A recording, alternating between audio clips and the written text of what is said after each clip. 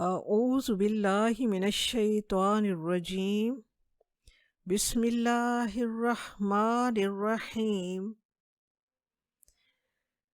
سورۃ فاتح آیت نمبر 1 کا تسلسل چل رہا ہے۔ ایک اسکالر کا کہنا ہے کہ ایک موسم خزاں میں امریکہ میں تھا۔ نیو یارک سے 2-3 کلومیٹر دور وہاں کے درختوں پر خزاں کے موسم میں 7 رنگ آتے ہیں۔ وہاں کے ٹی وی پر اعلان ہوتا ہے کہ اب 5 رنگ آ گئے ہیں، اب 7 رنگ آ گئے ہیں۔ تو جب میں نے پہاڑوں پر سینکڑوں میل دور تک پھیلے ہوئے درختوں کے رنگوں کا منظر دیکھا، جس میں 7 رنگ اتنے نمایاں اور اتنے خوبصورت تھے کہ میں پھوٹ پھوٹ کر رو دیا۔ وہ 7 رنگ اتنے خوبصورت اور نمایاں تھے کہ سوچا کہ کائنات بنانے والے نے یہ کائنات تو عارضی اور فانی دنیا کے طور پر بنائی ہے۔ یہ اس کائنات کی مثال تو ایسے ہی ہے جیسے تصویر بنانے والا مصور جب برش رنگ میں ڈبوتا ہے تو برش کو پہلے ایک طرف جھٹکتا ہے، پھر بہت مہارت اور نفاست سے اس برش کو تصویر پر استعمال کرتا ہے۔ جب تصویر مکمل ہوتی ہے تو برش سے جھٹکے ہوئے رنگوں سے بھی ایک تصویر بن چکی ہوتی ہے۔ یہ دنیا بھی اس مصور کائنات خالق کائنات کے برش سے جھٹکے ہوئے رنگوں سے بنی ہوئی ایک تصویر ہے۔ اصل تصویر جو اس مصور کائنات نے بنائی ہے وہ تو آخرت کا جہاں، دائمی جہاں یعنی اگلے جہاں کی تصویر ہے، جو اصل ہے، جو اس نے اپنے متقی اور نیک بندوں کے لیے بہت محبت سے بنائی ہے۔ جب جھٹکے ہوئے رنگوں کی یہ تصویر، یہ جہاں اتنا خوبصورت ہے تو اصل تصویر یعنی اگلا جہاں، اس دائمی زندگی کی دنیا کتنی خوبصورت ہوگی۔ الحمدللہ دل سے پکار اٹھتا ہے انسان، رب تو واقعی تعریف کے لائق ہے۔ رب کی پہچان کی دوسری راہ قرآن پاک اس بارے میں ہماری رہنمائی فرماتا ہے۔ رب کریم نے قرآن پاک میں فرمایا وَفِي أَنفُسِكُمْ أَفَلَا تُبْصِرُونَ، اور تمہیں اپنے آپ میں کیا بھلا نہیں دکھائی دیتا؟ تو انسان کا اپنے وجود، اپنے جسم، اپنے آپ پر غور کرنا بھی رب کی پہچان کی ایک راہ ہے۔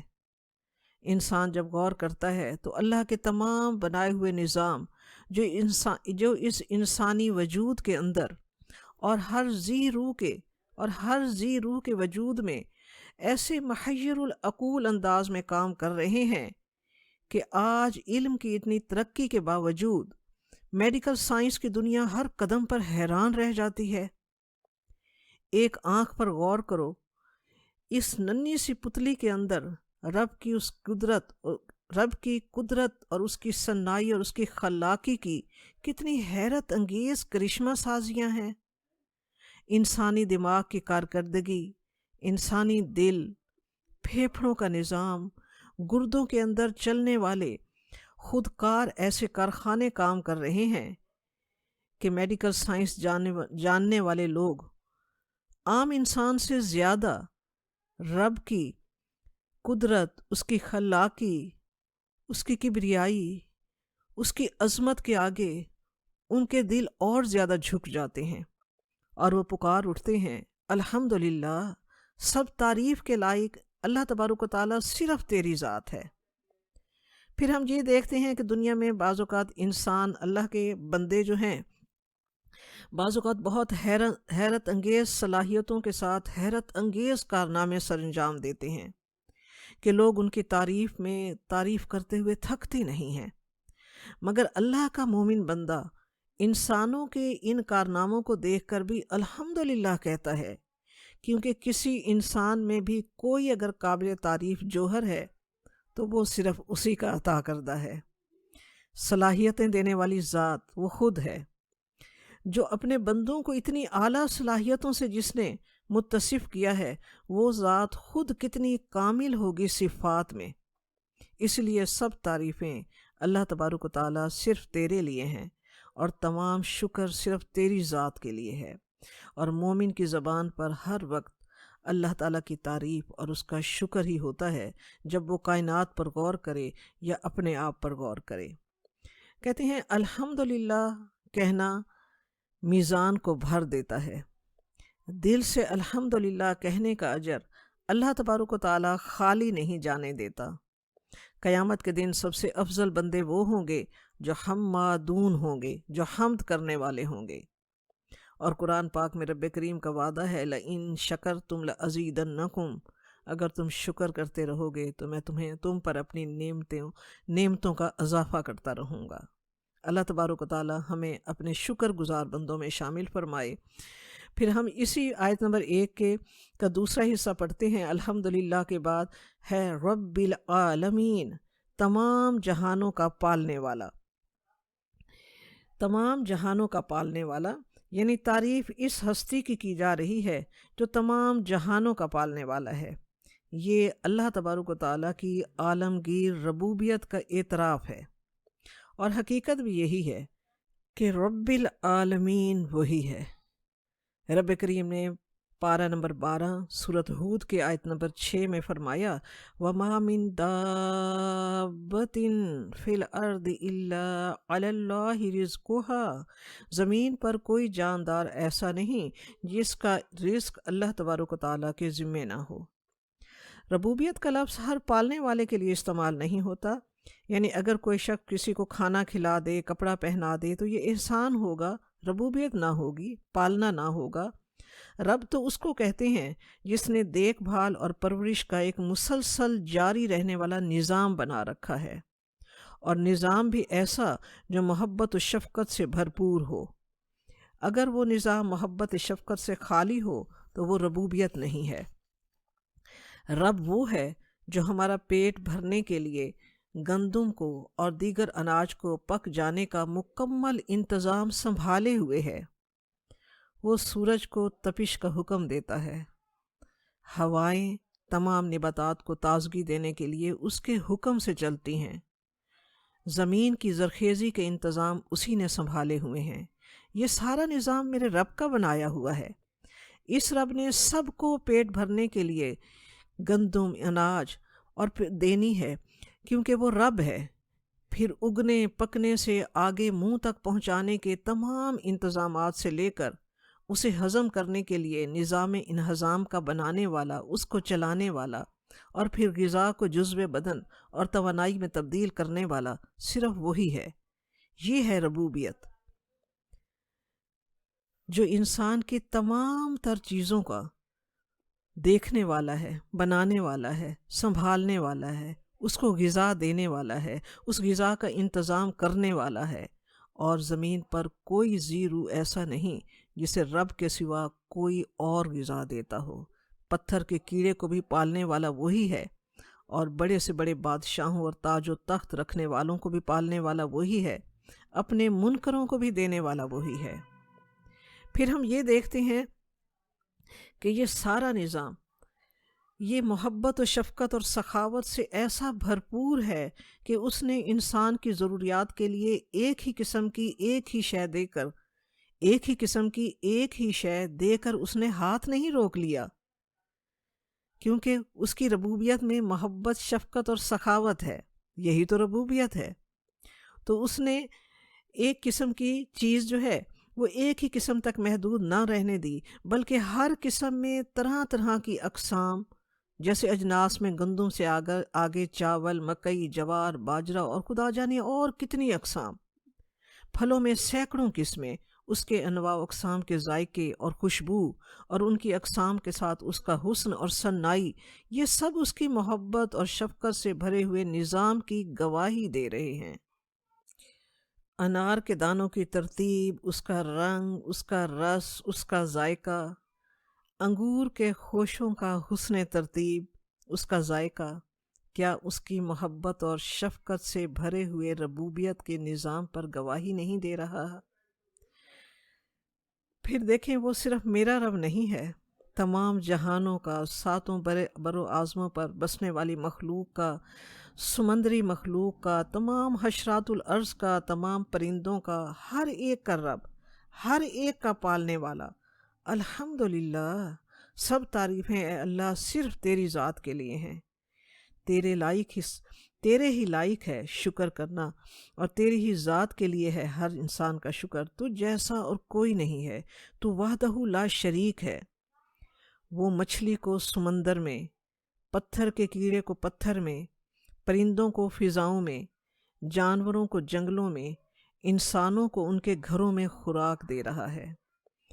اور پرورش کا یہ نظام ایسا چل رہا ہے کہ ہر حالت کی رعایت ہے، ہر صورت کا لحاظ ہے، ہر تبدیلی کی نگرانی ہے۔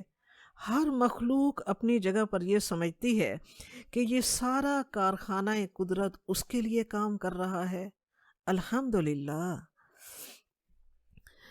آیت نمبر 2 ہے سورۃ فاتح کی، الرحمن الرحیم، بڑا مہربان اور نہایت رحم کرنے والا۔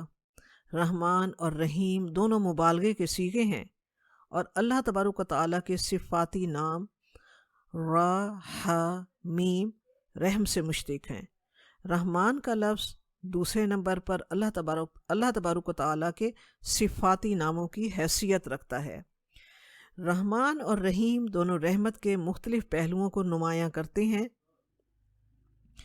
اور بعض مفسرین کے نزدیک رحمان کا لفظ صفت عارضی کے لیے اور رحیم کا لفظ صفت دائمی کے لیے ہے، یعنی ہمیشہ رہنے والی رحمت۔ قرآن پاک سے اللہ تبارک و تعالیٰ کا جو تصور قائم ہوتا ہے، اس میں صفت رحمت نمایاں ہے۔ وَرَحْمَتِي وَسِعَتْ كُلَّ شَيْءٍ، رب نے فرمایا قرآن پاک میں کہ میری رحمت ہر چیز پر وسعت رکھتی ہے۔ اور رب کریم نے فرمایا قرآن پاک میں مزید، قُلِ اللَّهُ كَتَبَ عَلَى نَفْسِهِ الرَّحْمَةَ، اے نبی صلی اللہ علیہ وآلہ وسلم آپ کہہ دیجئے کہ اللہ تبارک و تعالیٰ نے اپنی ذات پر رحمت کو لازم کر دیا ہے۔ قرآن پاک میں صفت رحمت کا لفظ 300 مرتبہ آیا ہے، اور اگر قرآن پاک میں رحمت کے مفہوم کو جمع کیا جائے تو قرآن پاک اول سے آخر تک رحمت کا پیغام ہے۔ رحمان کا لفظ صفت مبالغہ ہے، بہت رحم کرنے والا، جیسے رحمت کا ٹھاٹھے مارتا ہوا سمندر ہو، ایسی رحمت جو یکدم امڑ کر آ جائے۔ رحمان اور رحیم کا فرق سمجھنے کے لیے ہم ذہن میں ایک تصور کر لیں، ایک مثال سے، کہ جیسے ہم سڑک کے کنارے چلتے ہوئے اچانک ہی کسی نومولود لاوارث بچے کو سڑک پر پڑا ہوا دیکھتے ہیں۔ اسے دیکھتے ہیں تو بے تحاشا پیار اور رحم امڑ آتا ہے کہ کہیں کوئی جانور اسے ہڑپ نہ کر جائے۔ اسے ہم فوراً اٹھا کر اس کی پرورش کا ارادہ کر لیتے ہیں، اسے سینے سے چمٹا لیتے ہیں، پیار کرتے ہیں۔ یہ صفت رحمان کی تمثیل ہے۔ پھر اگر ہمارے اندر صفت رحیم نہیں ہوگی، صفت رحیم کی تمثیل نہیں ہوگی، تو چند دنوں بعد ہم سوچیں گے کہ کیا مصیبت اپنے گلے ڈال لی ہے، اس کی پرورش سے تنگ آ کر اسے چھوڑ دیں گے۔ رب کریم ان دونوں صفات سے متصف ہے، وہ رحمان بھی ہے، وہ رحیم بھی ہے۔ وہ ہمارے دکھی وقت کی پکار کو سن کر، ہماری تکلیف کو دیکھ کر، ہمارے تمام گناہوں کے باوجود اس کی صفت رحمان آگے بڑھ کر ہمیں تھام لیتی ہے، ہماری گڑ گڑا کر اس کے حضور اشکوں میں ڈوبی ہوئی دعا اس کی صفت رحمان کے سمندر کو اچانک جوش میں لے آتی ہے، اور وہ ہمارے تمام گناہوں کے باوجود ہمیں اپنی دامن رحمت میں تھام لیتا ہے۔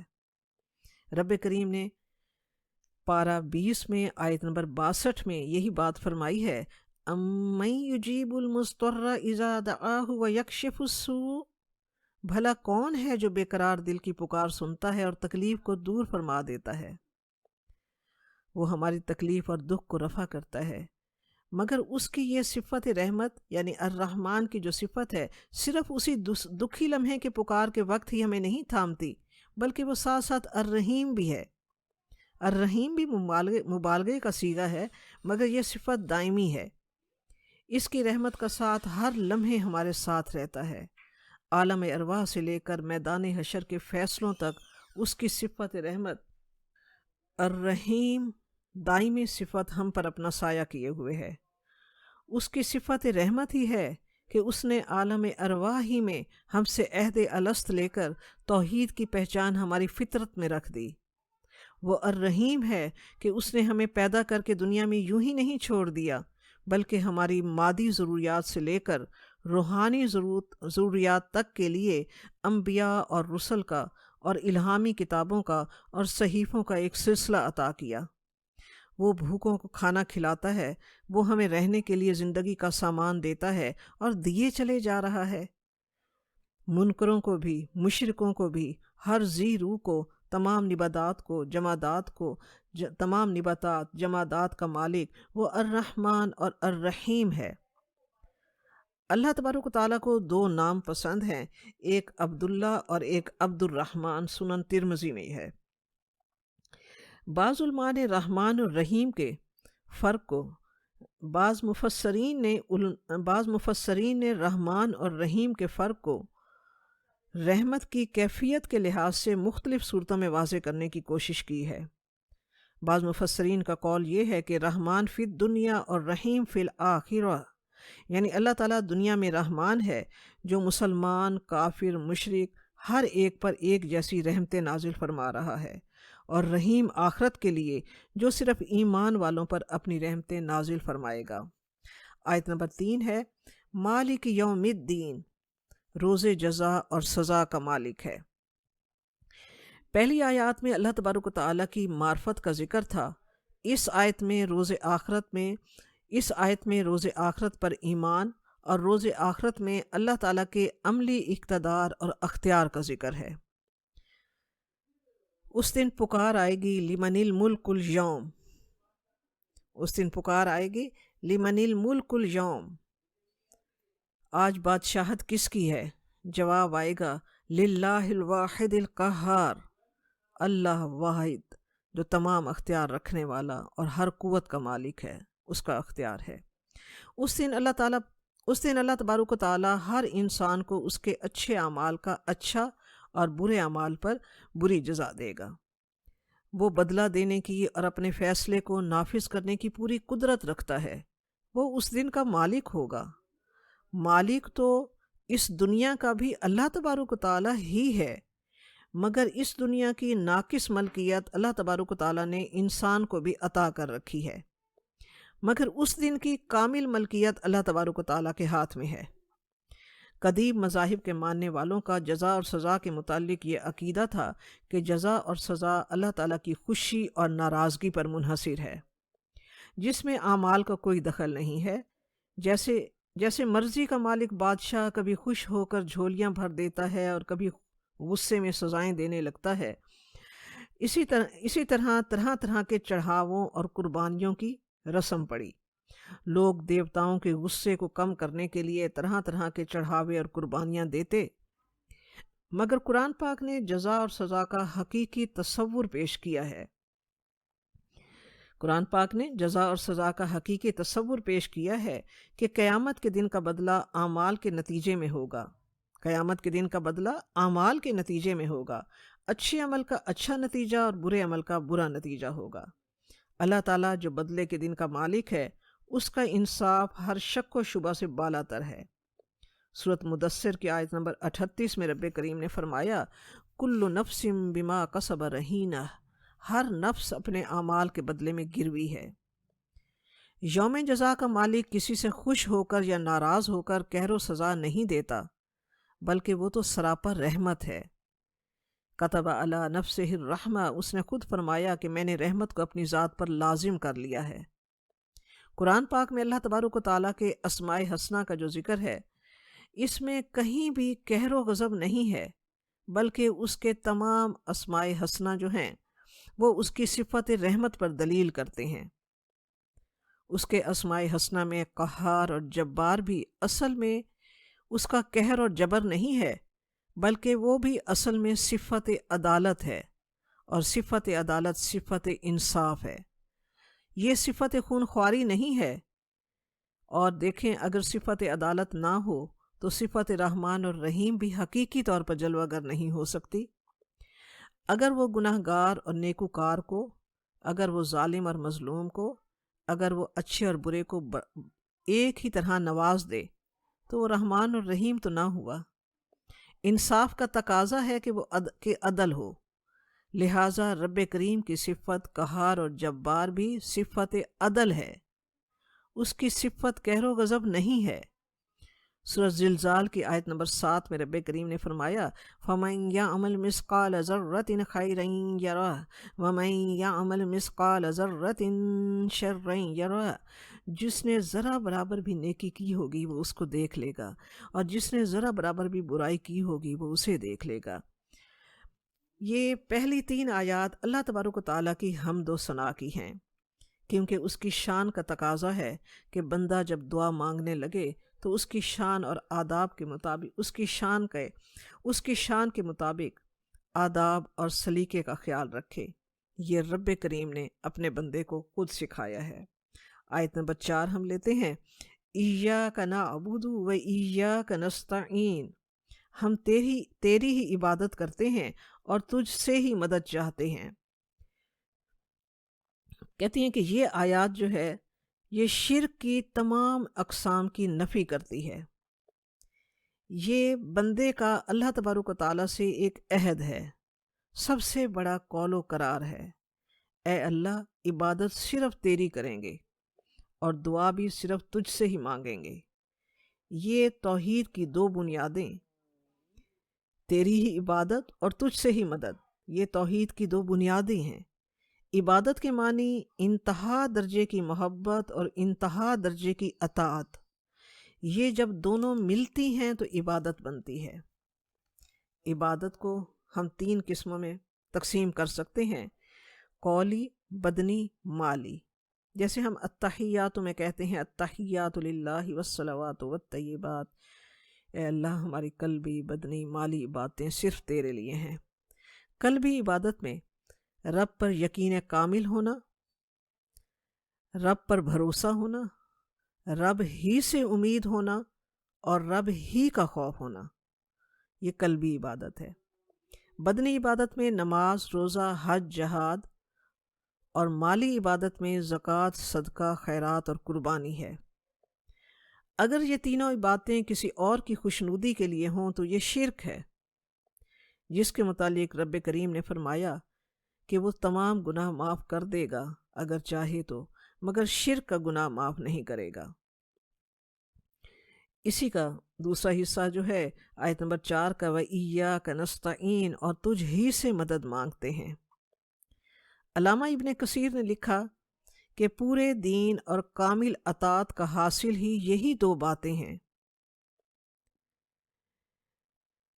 شیخ سفیان ثوری، مشہور بزرگ اور ولی گزرے ہیں، مغرب کی نماز کی امامت کر رہے تھے، جب یہ آیت پڑھی ایاک نعبد و ایاک نستعین تو بے ہوش ہو کر گر پڑے۔ جب ہوش آیا پوچھا تو بتایا کہ آیت پڑھتے ہوئے خوف آیا کہ میں کہیں اپنے عہد میں جھوٹا نہ پڑ جاؤں۔ جس نمازی کو یہ سوچ نصیب ہو جائے وہ خوش نصیب ہے، اس کی نمازیں قبول ہیں۔ امام ابن تیمیہ کہتے ہیں کہ جب میں نے غور کیا کہ سب سے نفع مند دعا کون سی ہے تو پتہ چلا کہ وہ اللہ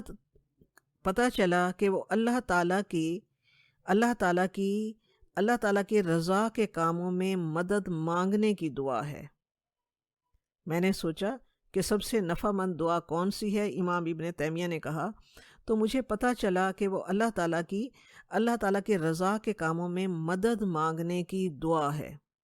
پھر میں نے اسے سورۃ فاتح کی آیت ایاک نعبد و ایاک نستعین میں پایا۔ آیت نمبر 5 ہے اہدنا الصراط المستقیم، ہمیں سیدھے راستے کی ہدایت نصیب فرما۔ یہ ہر انسان کی اہم ضرورت ہے، اس کا قبول ہو جانا اور مل جانا سب سے بڑی کامیابی اور سب سے بڑی خوش نصیبی ہے۔